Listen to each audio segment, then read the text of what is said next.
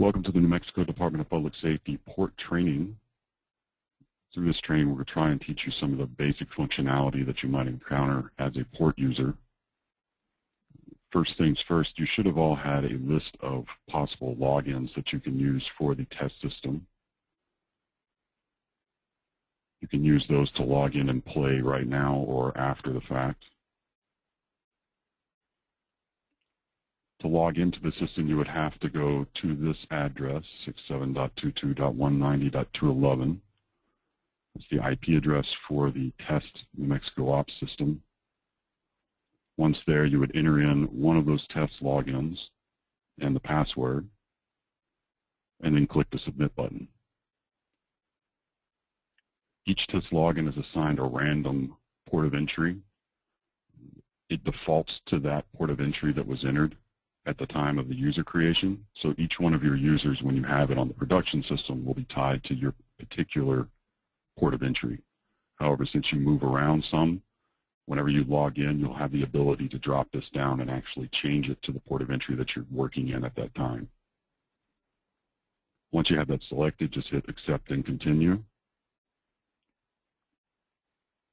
And you'll be brought to the dashboard.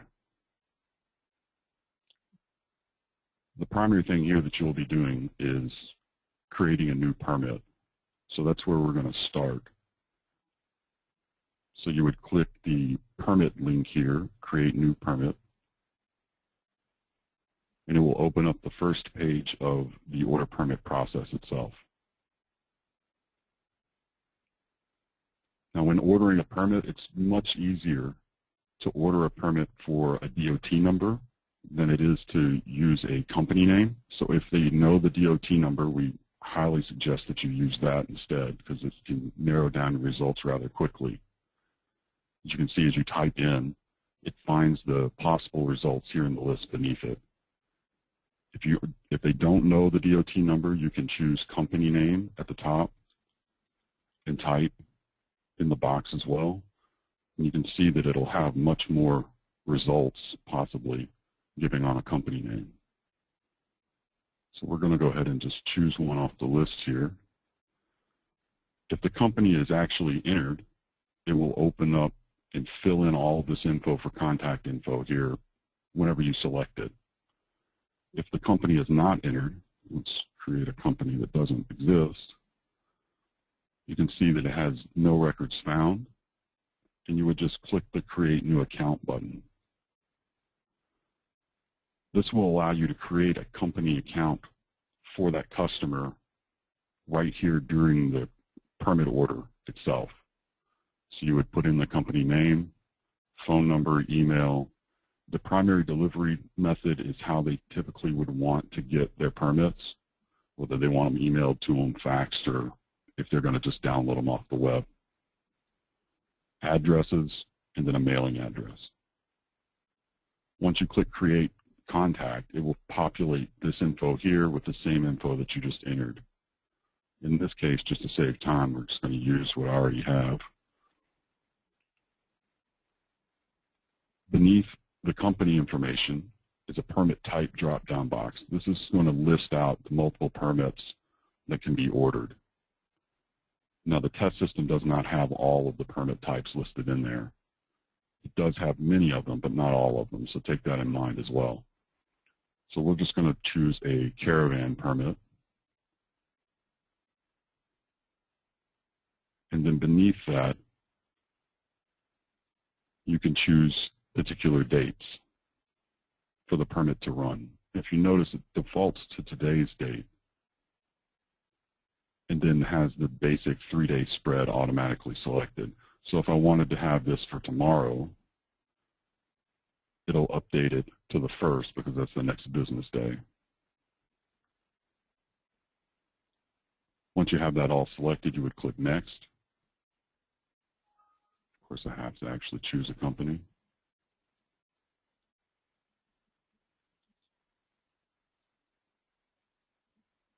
There we go. You can see it's selected now because it has the name there. And then you get to the vehicle information page. If the company was already existing, they might have units already listed in here, in which case you can click this vehicle inventory drop-down and you'll see a number of units listed. If they don't, you would just simply enter in the unit numbers, years, make, VIN, etc. Because we already have some, we'll just go ahead and choose one. And this is a caravan permit, so we don't have to select a load description or anything. It's already selected for us.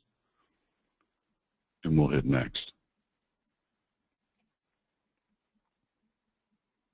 Now, if you notice, if you have any mistakes when you're entering in the unit information, you'll get a pop-up similar to this that'll tell you that what's missing. In this case, a vehicle type must be selected.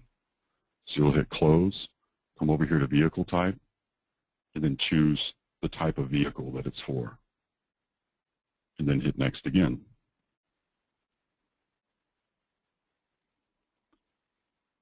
Some permits require a special items page. In this case, the caravan needs to know if the power unit is actually registered. In this case, I'll choose no. Depending on which one you select will alter the amount of fee due, obviously. And then how many units are in tow.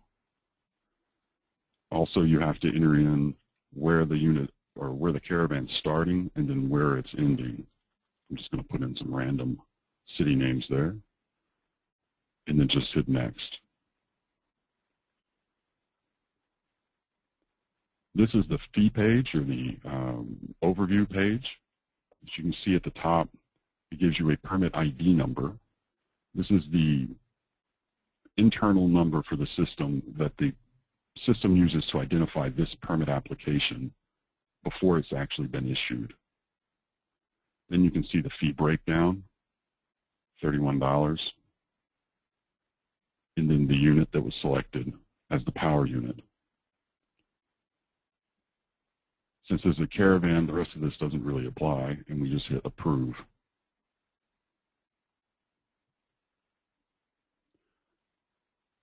On this screen, you'll see that you have your permit ID here and that the permit submission was successful. This means the permit has been approved and you can go ahead and pay for the permit. At this point, you would just click the Pay for Permits button now. And then at the top, again, pay for the verified permit. And you're on the payment information screen. Here you have a choice. You can drop this down. If you're taking cash, you can take cash for it.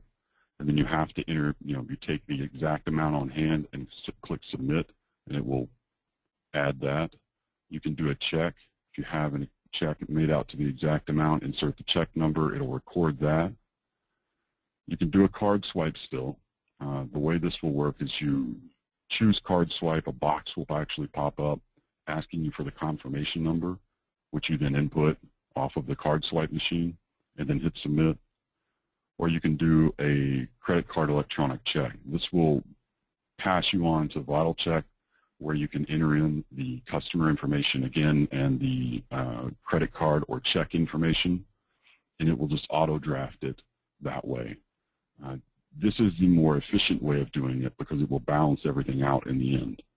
We're kind of dependent upon other factors whenever we're balancing out for check, cash, and card swipe.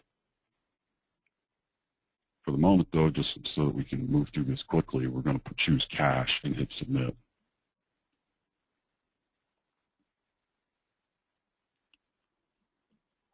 This is the issued permit page. As you can see, you have your permit ID that we saw earlier, and then a New Mexico permit number. And you can tell that this has come from the new system because of the NM prefix on the front. So it's NM 15 for the year, and then whatever number permit it is that's been ordered. This is a link that you can click on this page, which will open up the PDF for the permit itself.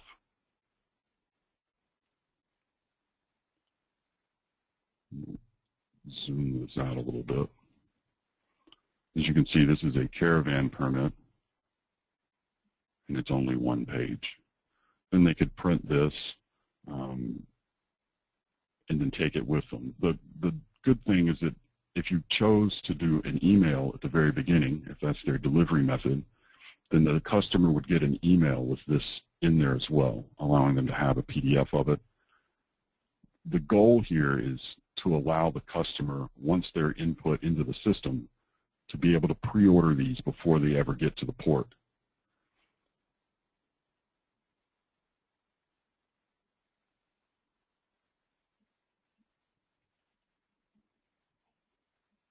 Now let's see, let's click back on that little home button there. It'll bring you back to your dashboard.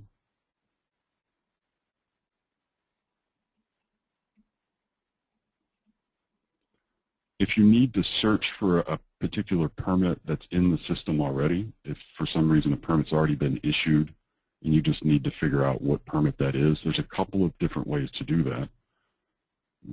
The quickest way, if you know the actual permit number, is to drop down this here, choose permit under the find menu, and then just type in the permit number itself.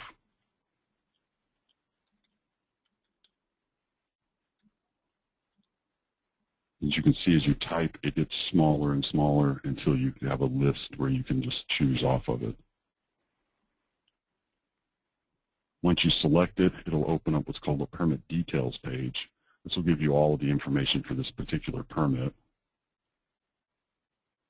including on the Docs tab here at the bottom. You scroll down, you'll see the permit PDF again.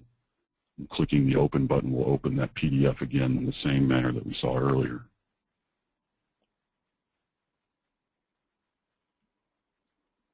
If they don't know the actual permit ID, you can use the advanced search feature by clicking the advanced link and then choosing permit search. This offers a lot more filters, basically, to allow you to search for a particular permit. For instance, if we know that they ordered a caravan permit and we know it was issued for today, you could just enter that in and then click search, and it will try and find all the caravan permits that were issued for today. You could click then the view icon, which is this little PDF icon here. That will open up the PDF for the permit. Clicking on the permit number will open up the permit details page again. And then clicking copy will allow you to actually copy out this permit, which is probably something you guys won't be doing much of. So we're going to gloss over that for the moment. So we'll go back to the dashboard again.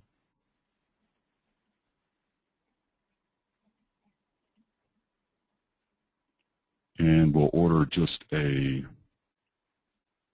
generic permit so I can show you how the map works. So I'll choose a company, choose a permit type. In this case, I'm going to do a oversized load and click next.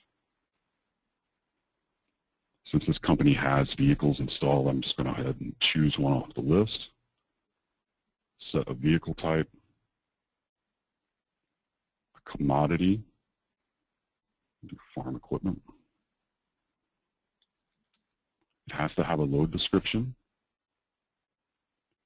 And then you have these two options, one saying that it's non-divisible, one saying that it doesn't create an overdimensional if it's multiple. So we'll go non-divisible. And then you can enter in the actual vehicle dimensions itself.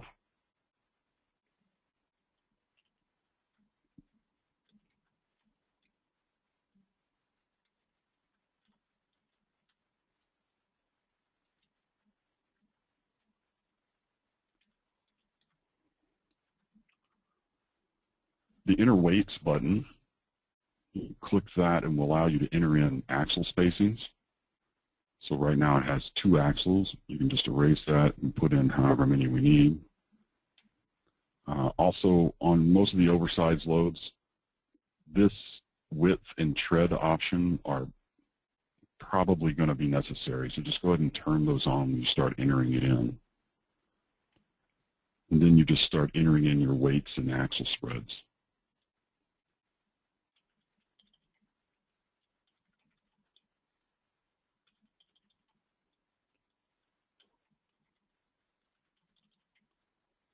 As you see, as you type, the spacing at the top increases, and then the total weight also increases at the top for each axle that you enter.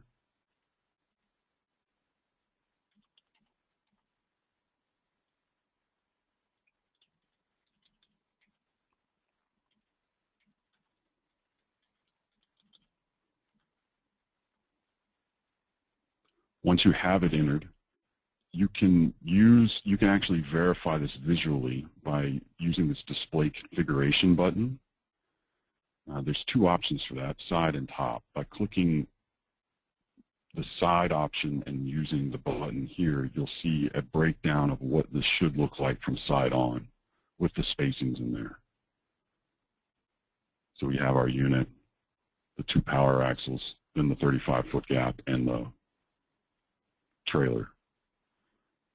If we do the top, you'll see the same thing, only it's putting in the number of tires on each axle as well.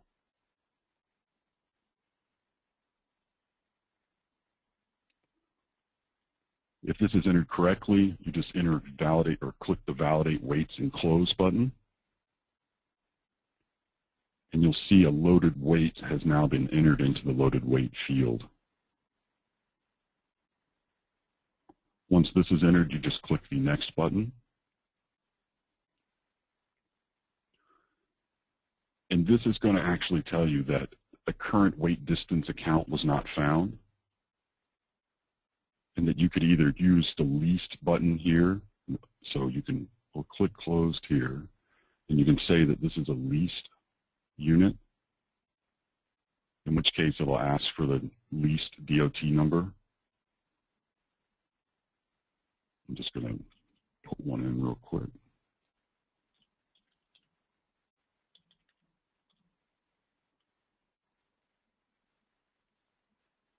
And hit next.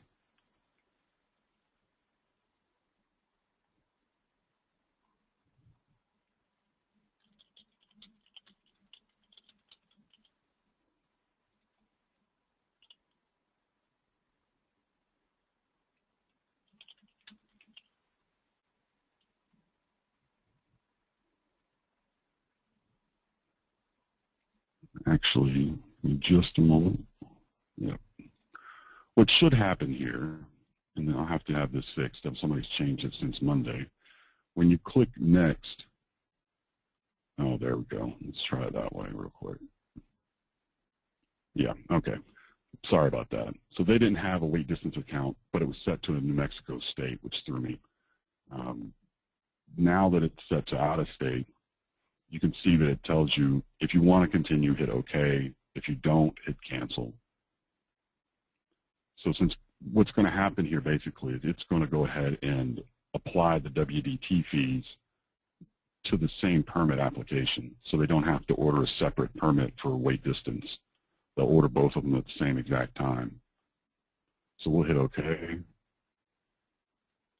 and then we'll be brought to the route page. On the route page, you have a couple of different options on how to enter in a trip. You can use an address entry, once you put in an address, city, and zip.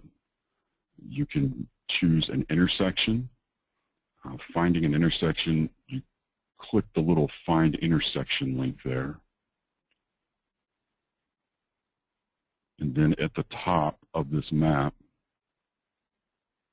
you enter in Street 1 and Street 2. So we're just going to do something simple here and do I-20 and I-40. And then you click the Go button. And it doesn't find it.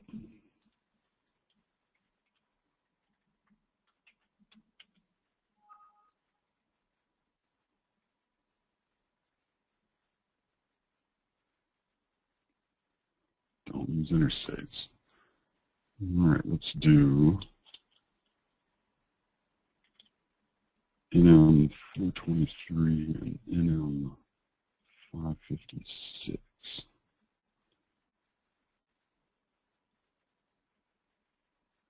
There we go. Now, once you find an intersection, it'll give you a bunch of different bubbles here that you can click on They're numbered.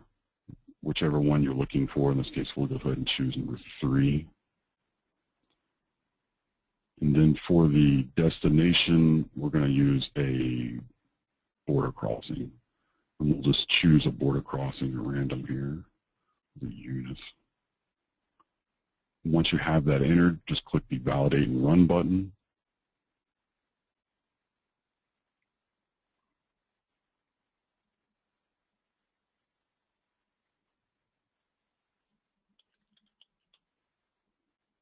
I might have chosen an intersection that's impossible to get out of.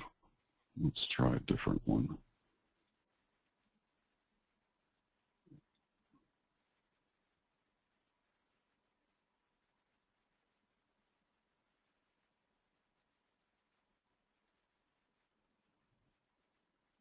There we go. And I did. I ended up choosing a location that I couldn't get out of because of restrictions. So this is what you end up with after you've calculated a trip. It starts at one point on the origin and then runs to the destination. The red highlights are actual restrictions that are on the map. If it's red, it can't travel through it. If you scroll beneath the map, you'll see the driving directions for this trip and the distance and time that it takes as well. Right underneath the map is another drop down for load dimensions. This will tell you again how large the load actually is that's being routed, just in case you needed to double check that. While on the map, you can use your mouse wheel. You can scroll down on your mouse or scroll forward on the mouse wheel, and it will zoom the map in. And then you can grab the map with your left click button, hold it down, and it will move the map. I'm going to zoom in on 185 here. Above the map is a number of options. One of them is Get Restriction Info for Road. If you select that and then left click on a red highlighted road, it will pop up with the actual restriction that's precluding travel on that for this trip. In this case, a local delivery only.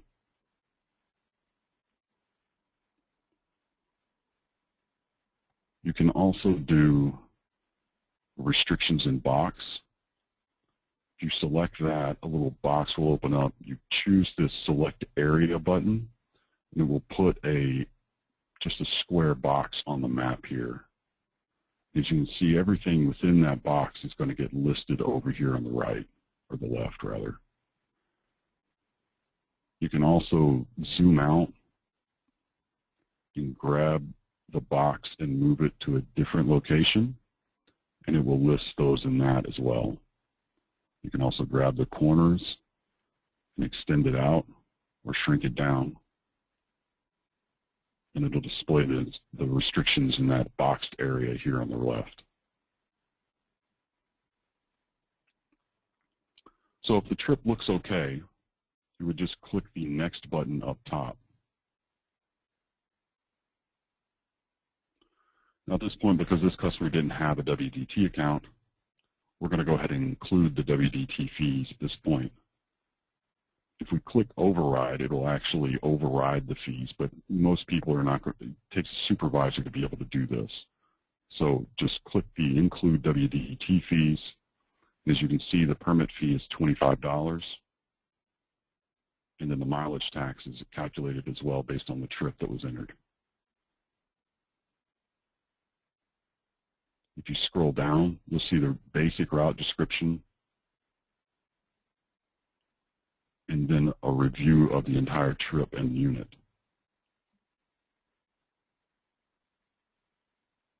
If that looks good, then you would click the Approve button.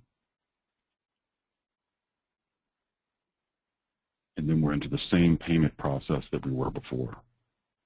So we'd click the Pay for Permits Now button, Pay for Verified Permits, and then choose our payment method. Again, for this case, I'm just going to use cash because it's quick.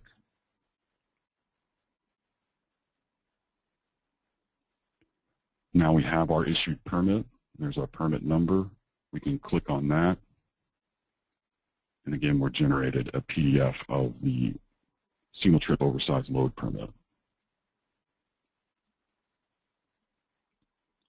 And as you can see, it also gives you a breakdown of the unit and axle spacings, a very brief route summary, a list of the restrictions and conditions on the route, and then the turn-by-turn with the fee amounts at the bottom.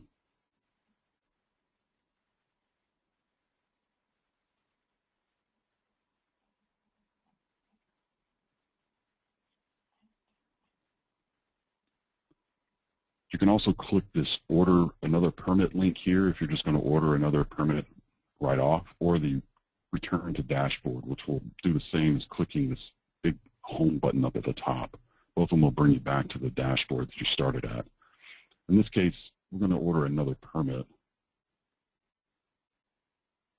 We'll enter in our permit number.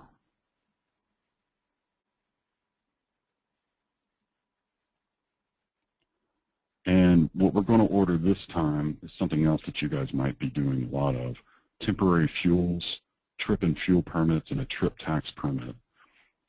All three of these work exactly the same, so I'm just going to choose a trip and fuel permit, but the screens are identical on all of them. Again, once we select it, instead of dates are presented, that looks great. We just click Next. We choose the unit or enter one if it's not one listed. A vehicle type. And at this point, you'll notice that you still have a Next button, but you also have a Save and Exit. So if, for whatever reason, you have to stop it right there, you would click Save and Exit, making a note of the permit ID. So you click Save and Exit, and it will actually just save this and exit you out of the permit back to the dashboard. If you click Delete Permit, it'll just completely delete this permit application as it is right now. We'll click Next. And at this point, you have two options. You can do it the way you've been doing it with a manual routing option, in which case you just present and enter in the gross vehicle weight for each leg and then manually enter in the leg for each leg of the trip. Or you can do the automated routing, which will allow you to run a trip in the same fashion that we saw just a moment ago. So for this, we're going to use the manual routing. You can see it gives you a set of legs that you can enter. We'll just go ahead and put in a weight, and then we'll enter in a generic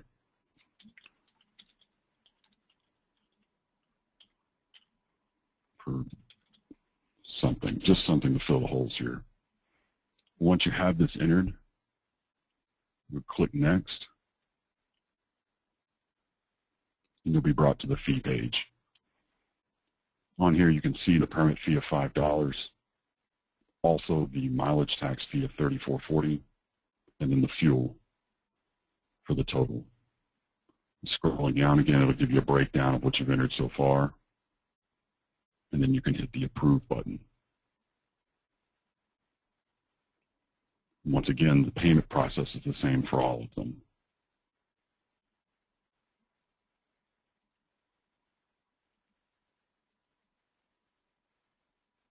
And we end up with another permit.